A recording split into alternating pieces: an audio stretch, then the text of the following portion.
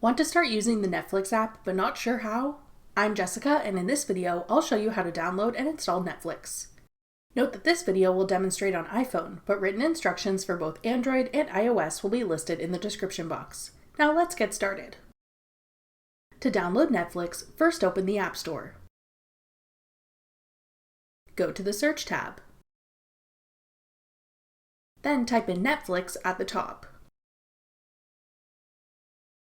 Tap Netflix when it appears in the search results. Then tap Get.